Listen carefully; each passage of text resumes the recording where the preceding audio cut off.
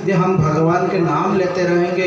देखो, हम अपने उड़ीसा प्रदेश को छोड़ के अपने परिवार को, अपने जन्म स्थान को परित्याग करते हुए हम मुंबई में आके बैठे हैं। सबसे प्रिय होते हैं जननी जन्मभूमि। भगवान श्री राम जब लंका विजय करने लगे तो उसी समय लक्ष्मण बोलते, भाई हम लोग अयोध्या क्यों चलेंगे?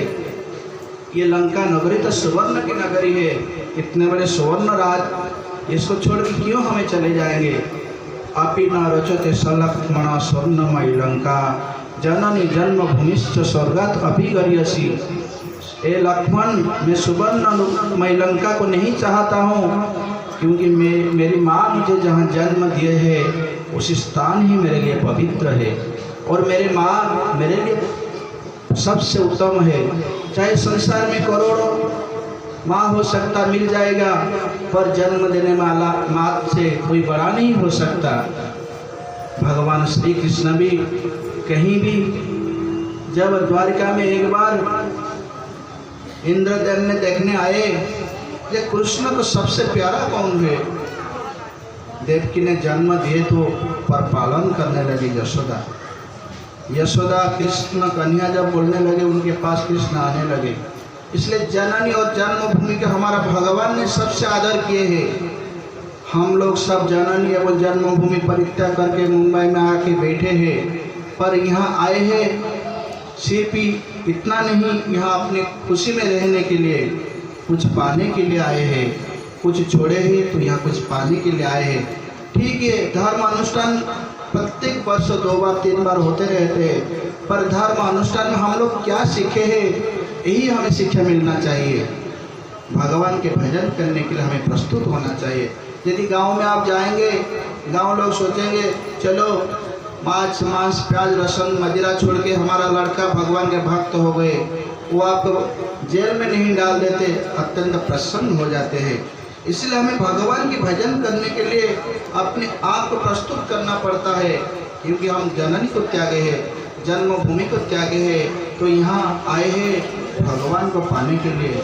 अनुष्ठान इसलिए कर रहे हैं, इससे हमें भी प्रसन्नता होगी, अपना पिता माता को भी प्रसन्नता होगी। चलो मेरा पुत्र भगवान का भक्त है, कोई चोर डकैत नहीं तो है, भगवान का भजन कर रहे हैं। इसलिए भगवान का भजन करने के लिए कोई लज्जा की बात नहीं है। प्रस्तुत हुए थे, 14 साल वनवास में रहे थे। फिर जब प्रत्यावर्तन हो गया, अयोध्या में प्रवेश किए, तो उसी समय दिवाली का समय था। दिवाली के समय में भगवान श्री राम ने अयोध्या में पदार्पण किए थे। तो उसी दिवाली में भगवान श्री राम को राज्याभिषेक किया गया। उसी राज्याभिषेक में अखंड भारत के साथ सारा विश्व के मान्यगण्य बहुत व्यक्ति थे। उसी समय में लंका के राजा विभीषण थे, सुग्रीव थे, हनुमान जी थे, जाम्बवान थे। भगवान श्री राम के राज्याभिषेक हुए।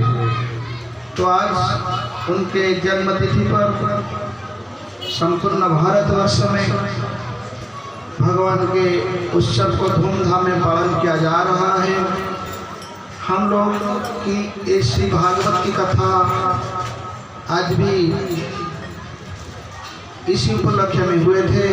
तो आज भगवान श्री राम की राज्याभिषेक की समय है, तो इसलिए हम सब यहाँ उपस्थित हुए समस्त भक्त बैठे रहेंगे। भगवान श्री राम के राज्याभिषेक में आज जन्म तिथि पर हम अभिषेक करेंगे। इस अभिषेक को सब भक्तवाद दर्शन करेंगे और उसके साथ अभिषेक के बाद में आप लोग सब भगवान की कथा फिर हम प्रारंभ करेंगे। विधिवत जिस प्रकार भगवान की कथा चल रहा, ऐसे भगवान की कथा आज अयोध्या में भगवान श्री राम ने जन्म हुए हैं, उनकी कथा होगी। फिर जिस प्रकार आरती होते हैं, फिर हम लोग प्रसाद लेके जाते हैं। आज भगवान श्री राम के जन्म महोत्सव में हम सब यहाँ पर आनंद मन से आए हैं। भगवान के राज्य जन्म महोत्सव में सम्मिलित हुए हैं। सब अभी हम लोग एकत्रित हुए और अभी अभिषेक का शुरू होगा। आप सब अपने आप अभी संकीर्तन होगा। अभिषेक में सबके पास भी हम लोग फूल भी देंगे। अभिषेक कुछ व्यक्तियों में